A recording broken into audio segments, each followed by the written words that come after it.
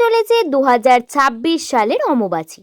কখন শুরু হবে এই অমাবাসী এবং কখন শেষ হবে জানাবো 2026 সালের অমাবাসীর সম্পূর্ণ সময়সূচি এবং আরো অনেক তথ্য। নমস্কার সুপ্রিয় দর্শক বন্ধুরা, সকলকে স্বাগত জানাই শুভকথা ইউটিউব চ্যানেলের এক নতুন বিশেষ পর্বে। আশা করছি আপনারা সকলেই ঈশ্বরের কৃপায় সুস্থ আছেন, ভালো আছেন। মা কামাখ্যা দেবীর অশেষ কৃপা পেতে কমেন্ট বক্সে অবশ্যই লিখুন জয় মা কামাখ্যা দেবীর জয়।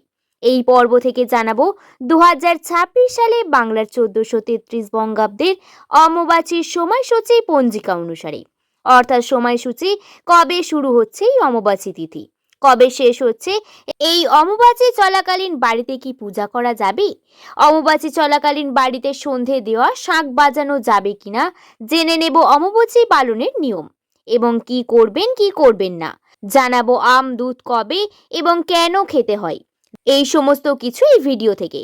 মূল পর্বে যাব তার আগে শুভকথা ইউটিউব চ্যানেলকে সাবস্ক্রাইব করে পাশে থাকবেন।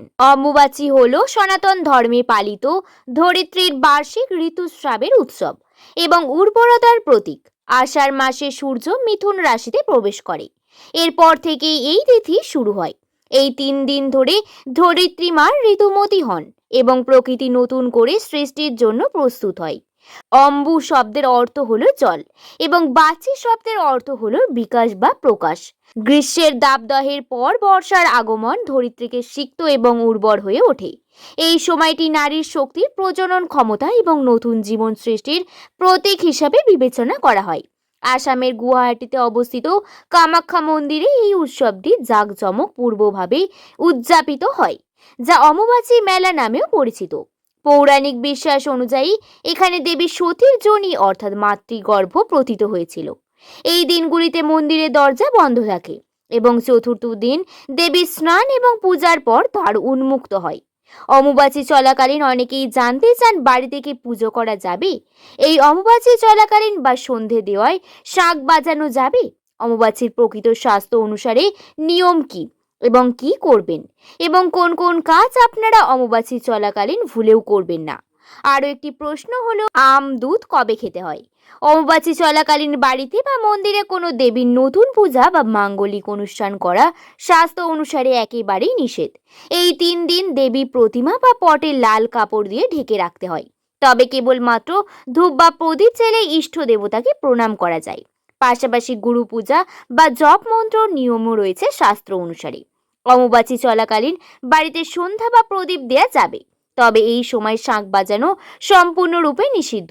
এই সময় ঠাকুর বা গৃহদেবতার মূর্তিতে বা ছবিতে পুজো মন্ত্রপাঠ বা আরতি করা সম্পূর্ণরূপে নিষিদ্ধ, তবে শুধুমাত্র ধূপ প্রদীপ জ্বালিয়ে ভক্তি ভরে প্রণাম করা যায়। অমাবাসীর 3 দিন মা ধরিত্রীর ঋতুমতী থাকেন, তাই এই সময় দেবীর বিশ্রামের সময় বলে মনে করা হয়। এই কারণে গৃহ বা মন্দিরের শাঁখ বাজানো এবং ঘণ্টা কাসর বাজানো সম্পূর্ণরূপে শাস্ত্রের মধ্যে নিষিদ্ধ রয়েছে। অমাবাসী চলাকালীন শাস্ত্র অনুসারে কি নিয়ম রয়েছে, অর্থাৎ এই সময় কি করবেন এবং কোন কোন কাজ এই সময় শাস্ত্র অনুসারে একেবারেই নিষিদ্ধ। কি করবেন, গুরুর প্রদত্ত মন্ত্র জপ করতে পারেন এবং গুরুদেবের সেবা করতে পারেন। মন্ত্র উচ্চারণ করে পুজো দেয়া নিষেধ, তবে ধূপ প্রদীপ জ্বালিয়ে নীরবে ভগবানের নাম স্মরণ করা যায়। অমাবাসীর সময় দরিদ্রের ফল দান করা খুব শুভ বলে মনে করা হয়। এছাড়া কুমারী মেয়েদের উপহার দেওয়া এবং খাওয়ানো যেতে পারে। অমাবাসী শুরুর আগে তুলসী গাছের গোড়ায় মাটি দিয়ে কিছুটা উঁচু করে দিন, যাতে তা সংরক্ষিত থাকে। শাস্ত্র অনুসারে নিষিদ্ধ কর্ম ভূমি খনন বা কৃষিকাজ সম্পূর্ণরূপে নিষিদ্ধ। বিবাহ, অন্নপ্রাশন, গৃহপ্রবেশ ইত্যাদি কোনো মাঙ্গলিক কাজ করা যাবে না।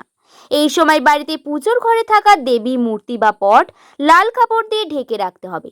সনাতন ধর্মে বিশেষ করে বিধবা বা ভক্তরা অমাবাসীর 3 দিন উনুনের ধারে 3 দিন উনুনে রান্না করা গরম খাবার খান না। অমাবাসী সমাপ্ত হওয়ার পর কি করবেন।